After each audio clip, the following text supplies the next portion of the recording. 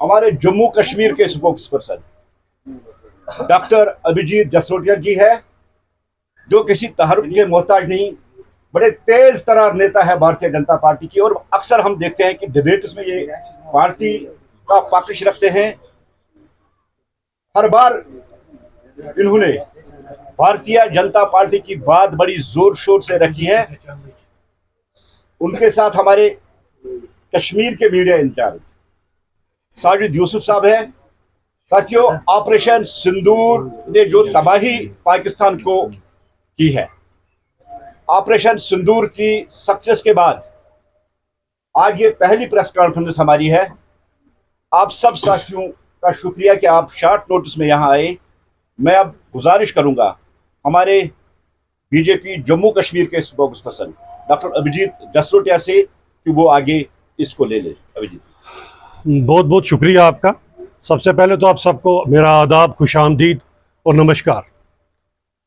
दोस्तों, क्योंकि आपके साथ तो मेरा बड़ा पुराना रिश्ता है और आज क्योंकि जिस विषय में मुझे अल्ताफ़ साहब ने कहा है बात करने के लिए और मेरे साथ साजिद भाई भी इस प्रेस कॉन्फ्रेंस में हैं, वो विषय आप सबके सामने है। ऑपरेशन सिंदूर की कामयाबी आप सब लोग जानते हैं और आप ये भी जानते हैं कि ऑपरेशन सिंदूर करने की क्यों ज़रूरत पड़ी, इसको भी अच्छी तरह से पता है।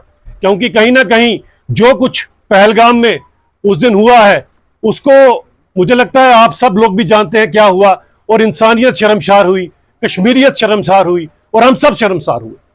और आज उस मौके पे मैं ज़रूर बात करना चाहूँगा, क्योंकि हमें पता है कि जिसने हमारे उन मेहमानों का लहू बहाया, क्योंकि हम कश्मीर के लोग तो अपनी मेहमान नवाजी के लिए जाने जाते हैं, लेकिन जिन्होंने हमारे मेहमानों का कत्ल किया उसके तार कहाँ से और कहाँ से सब कुछ आप सब जानते हैं। एक ऐसा मुल्क जिसका नाम पता नहीं किसने पाकिस्तान रखा, इसका नाम तो नापाकिस्तान होना चाहिए। एक ऐसा नापाक मुल्क, और मुझे कहने में इसमें कोई परहेज नहीं है, उसको सबसे ज्यादा कुछ पसंद अगर है तो वो कश्मीरियों का लहू, कश्मीरियों का खून।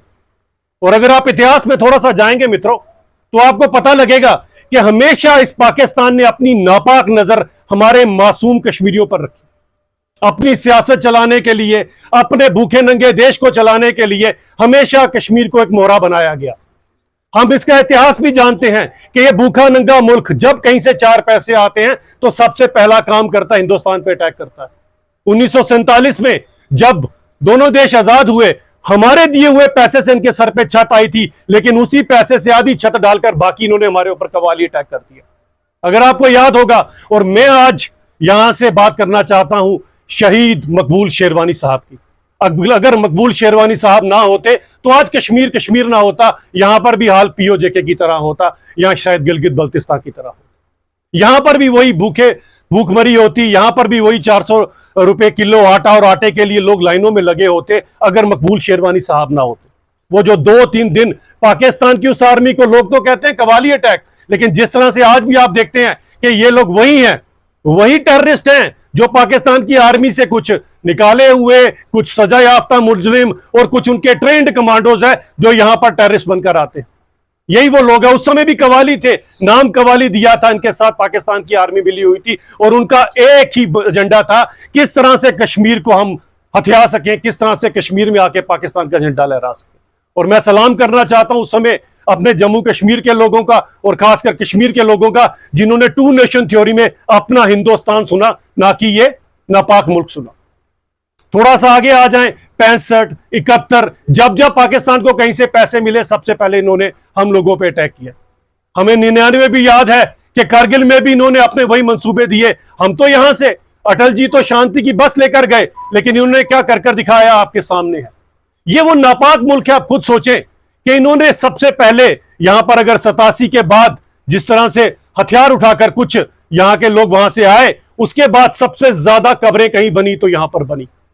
सबसे पहले हमारे कश्मीरी हिंदू भाइयों को यहां से निकाला गया, गिरिजा टिक्कू, टीका लाल टपलू, इन सब की निर्मम हत्या की गई। क्यों? उनका मजहब देखकर की गई। लेकिन अगर पाकिस्तान ऐसी बात करता तो उसके बाद फिर कश्मीरी मुसलमानों का खून ना बहाता। लेकिन 1.5 लाख कब्रें जो बनी है वो कश्मीरी मुसलमानों की है, इसी नापाक मुल्क की वजह से है।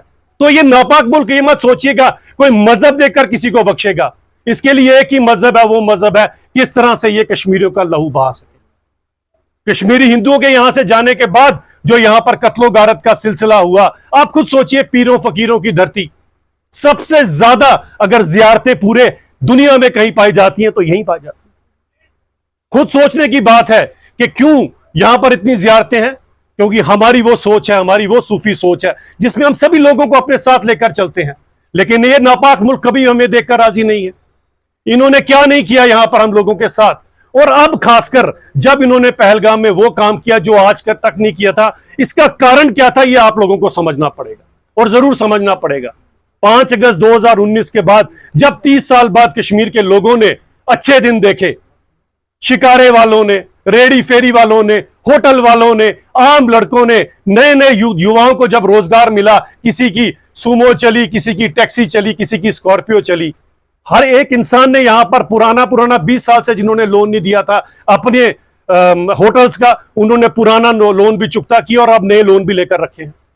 लोगों ने नई नई टैक्सियां डाली हैं, यहां के युवाओं ने 3-4 सालों में हर इंसान ने यहां पर खुशहाली देखी, अमन देखा, सुकून देखा, पैसा देखा। और ये देखो इस समय कि इस नापाक मुल्क का नया षड्यंत्र आ गया कि किस तरह से मैं फिर से कश्मीरियों का लहू बहाऊं। तो उन हमारे 26 मेहमानों का जब कत्ल किया गया और उनका धर्म पूछकर कत्ल किया गया, मंसूबा एक ही था साथियों, और मंसूबा यह था किस तरह से आम कश्मीरी के पेट पे लात मारी जाए। सोचे रहे वो तो बेचारे 26 मासूम जो उस दुनिया से चले गए, उनके घर की भरपाई कोई भी नहीं कर पाएगा, मैं भी सिर्फ बात ही कर पाऊंगा। वो तो पूरी जिंदगी का दुख है जो उन्हें लगा है। लेकिन शर्मसार हम लोग हुए क्योंकि मेहमान वो हमारे थे। वो सोचने की बात है कि जब वो यहां से चले गए तो लात किसके पेट पर पड़ी? लात आप सब लोगों के पेट पे पड़ी। ये सोचने वाली बात है इसके अंदर कि आप सोचिए, पूरा साल हमारे लोग टूरिस्ट का इंतजार करते हैं कि कब टूरिस्ट आएंगे। किसी ने अपना लोन देना है, किसी ने अपनी बहन की शादी करानी है, किसी ने बेटी का निकाह कराना है, किसी ने बूढ़ी मां का इलाज कराना है। कोई ये देख रहा है कि मेरे बाप के घुटने बदलने वाले हैं, टूरिस्ट आएंगे, 4 पैसे कमाएंगे तो मैं अपने बाप के घुटने बदलवाऊंगा। किसी ने यह सोच के रखा होगा कि अभी नया नया घर डाला है, इसकी किस्तें बाकी हैं, इस बार टूरिस्ट आएंगे, खूब मेहनत करूंगा तो मैं अपने घर की किस्तें चुकाऊंगा। किसी ने नई टैक्सी, किसी युवा ने यह सोच कर ली कि इस टैक्सी को तो मैं इसी साल में फ्री करूंगा। 2.5 करोड़ पहले टूरिस्ट आए थे, उसके बाद भी 2.5 करोड़ आए, इस बार शायद 4 करोड़ आए और मैं अपनी गाड़ी फ्री कर लूंगा। हम सबके मंसूबों के ऊपर इस नापाक मुल्क ने पानी फेर दिया और यह नापाक मुल्क कभी परहेज नहीं करता। मैं बताना चाहता हूं कि इस नापाक मुल्क ने आज हमें यह तो बता दिया कि चाहे हिंदू हो, चाहे सिख हो, चाहे मुसलमान हो, हम सब हिंदुस्तानी एक हैं। लेकिन यह परहेज नहीं करता। आप खुद सोचिए, पुंछ के अंदर जब इन्होंने अटैक किया, आपको शायद पता होगा कि गुरुद्वारा नंगाली साहब के ऊपर भी अटैक किया गया, हनुमान जी के प्राचीन मंदिर के ऊपर भी अटैक किया और बख्शी मस्जिद भी नहीं गई। यानी कि इनके लिए मस्जिद, मंदिर, गुरुद्वारा कोई मायने नहीं रखता। केवल और केवल इनका मंसूबा, केवल और केवल इनका षड्यंत्र कि किस तरह से कश्मीर के ऊपर जो इन्होंने अपनी गंदी नजर रखी हुई है उसमें यह कामयाब हो जाए। और आज देखिए हमारा कश्मीर हम कहां से कहां पहुंच गए और ये नापाक मुल्क की आप हालत देखिए क्या है। पहले जियाउल हक, उसके बाद परवेज मुशर्रफ, अब ये आसिफ मुनीर जैसा इंसान, वो भी उसी फिराक में है कि किस तरह से यहां पर मैं फिर से एक और प्रेसिडेंट उलटूं। क्योंकि डेमोक्रेसी नाम की चीज तो कभी आई नहीं, आती तो इमरान खान आज बाहर होता, ना कि जेल में होता। डेमोक्रेसी से दूर दूर तक इस नापाक मुल्क का कुछ लेना देना नहीं है। यही कारण है कि यह षड्यंत्र बुनता है कि अपने भी लोगों का ध्यान कैसे इधर उधर किया जाए। आज हालत क्या है पाकिस्तान के अंदर? कोई सुरक्षित नहीं है। वहां की बहू, बेटियां, बच्चियां तक सुरक्षित नहीं है कि अगर किसी की जवान बच्ची फोत हो जाती है तो पाकिस्तान में उसकी कब्र के ऊपर पिंजरा डाल के 1 महीने तक वहां पर बैठ के पहरा देना पड़ता है। यह तो इस नापाक मुल्क का हाल है। हम तो कितने सुरक्षित हैं यहां पर, और आप देखिए कि इस लड़ाई के अंदर भी इसके नापाक इरादे तो सबने देख लिए होंगे। उस रात को जब 10 के 10 जिलों के ऊपर इस नापाक मुल्क ने ड्रोन से अटैक किया था, तो सोचिए अगर हमारी सेना, हमारी वायु सेना ना होती और हमारे पास अगर वो सिस्टम ना होता और अगर हम आज आधुनिक टेक्नोलॉजी से लेस ना होते तो आज 10 के 10 जिलों में कितनी लाशें पड़ी होती, क्या कभी कोई सोच सकता है? ये इसी नापाक मुल्क का षड्यंत्र है कि अब इन लोगों को, क्योंकि हमारी बात नहीं मानेंगे, ये हमारे साथ नहीं है, उन्होंने बता दिया हम सब लोगों ने। और पहलगाम के बाद जब हर इंसान ने तिरंगा लेकर अपने घर से बाहर निकला, उसने षड्यंत्रकारी मुल्क को बताया कि हमारे मेहमानों का तुमने लहू नहीं बहाया पाकिस्तान, तुमने हमारा लहू बहाया। इसीलिए मैं कहता हूं एक ऐसा समय आया है कि आज हम सब लोगों को खड़े होना है। आज पूरे हिंदुस्तान में भी हमें यह संदेश देना है कि एक एक कश्मीरी अपने टूरिस्ट के साथ खड़ा है। अगर आप पर कोई गोली आएगी तो पहले हमारे सीने पर, उसके बाद हमारे टूरिस्ट पर जाएगी। टूरिस्ट हमारा बैकबोन है। सोचो दोस्तों, ये बैकबोन होती है और ये पेट है जो हमारे साथ लगा है, रोजी रोटी है। रोजी रोटी के ऊपर बर्दाश्त नहीं किया जाएगा, इस नापाक मुल्क के षड्यंत्र बर्दाश्त नहीं किए जाएंगे।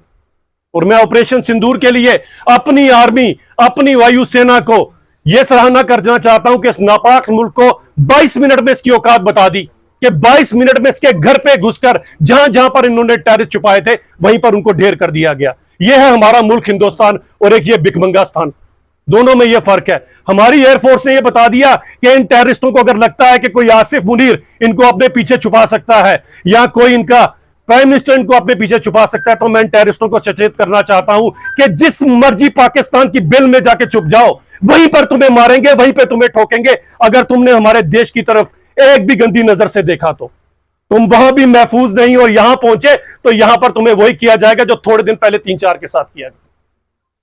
इसलिए सचेत करना चाहता हूं मैं इस नापाक मुल्क को कि हमारे कश्मीरियों के इरादों को तुम्हें मकबूल शेरवानी ने बता दिया था, और मकबूल शेरवानी से लेकर आज की पीढ़ी हम सब के सब अपने लोगों के साथ खड़े हैं, अपने इस वतन के साथ खड़े हैं, और हुब्बे वतनी का जज्बा हमें हमारे मजहब ने सिखाया है, और ये कूट कूट के हमारे अंदर भरा है। भारत कहां पर है और ये भिखमंगा मुल्क कहां पर है, हम अच्छी तरह से जानते हैं। इसीलिए सचेत हो जाओ। अभी ये छोटा सा ट्रेलर था, लेकिन पिक्चर अभी बाकी है। अगर तुम लोग बाज नहीं आए तो हमें पता है तुम वहां से बी फॉर बुलेट चलाओगे, हम यहां से बी फॉर ब्रह्मोस चलाएंगे, और ब्रह्मोस हमारा खुद का हथियार है। तुम्हारी तरह भीख में मांगे हुए चाइना के या बाकियों के हथियार नहीं है। हिंदुस्तान के मेड इन इंडिया स्टैंप होती है, और जिसमें मेड इन स्टैंप होती है वो बिल्कुल वहीं जाकर ठोकता है, 1 इंच इधर नहीं 1 इंच उधर नहीं, जहां टेररिस्ट बैठा होगा वहीं ठोकेंगे। और हम भीख में लिए हुए हथियारों से लड़ाई नहीं जीती जाती। पाकिस्तान सुन लेना ये बात हमारी।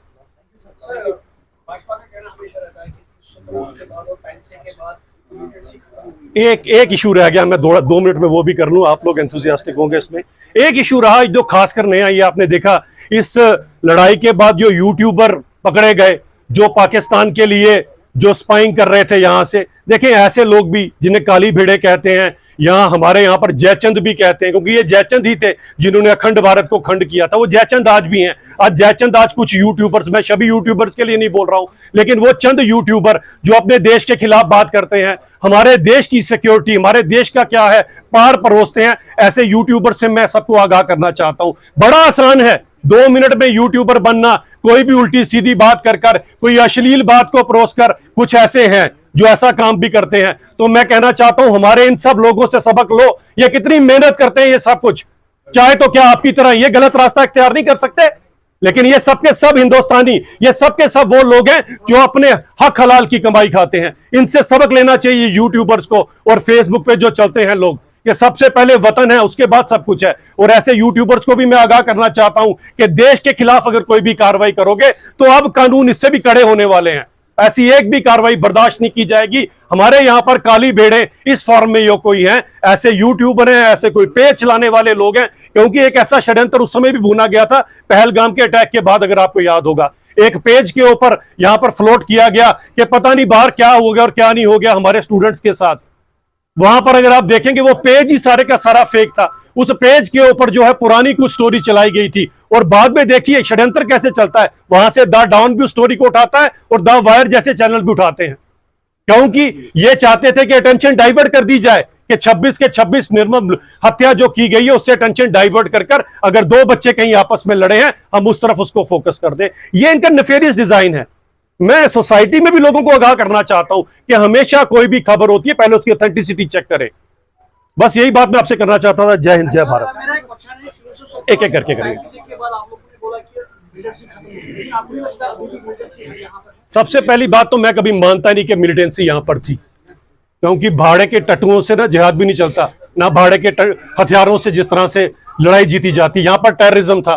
पाकिस्तान के भाड़े के टट्टू थे, जब आते थे ठोक दिए जाते, तो उन्होंने हमारा बहुत खून बहाया, तो इन्हें टेररिस्ट ही कहें। रही बात 370 और 35 के बाद, हमने आपके सामने 2-4 साल के अंदर जो कुछ यहां कर दिखाया, काफी हद तक टेररिज्म का गिलाफ जो वो गिर गया था।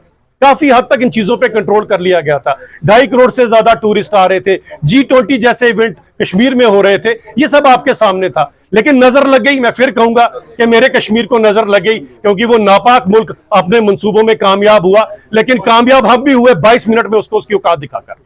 उनके लिए आपका क्या कहना है? मेरा ये कहना है कि सोफिया कुरैशी हमारी बेटी, हमारी बहन ने ये एक मिसाल कायम की, खासकर हमारी मुस्लिम बच्चियों के लिए, कि जब हमारी मुस्लिम बच्ची खड़ी होगी तो वो सिंदूर का बदला भी लेगी। उसने ये इतनी बड़ी एक चीज कर दिखाई है जिसके लिए पूरा हिंदुस्तान जो है वो आज उनकी सराहना कर रहा है। अगर कोई किसी ने कोई ओछी बात की है उसे हम नजरअंदाजी करें, यही हमारा बड़प्पन रहेगा।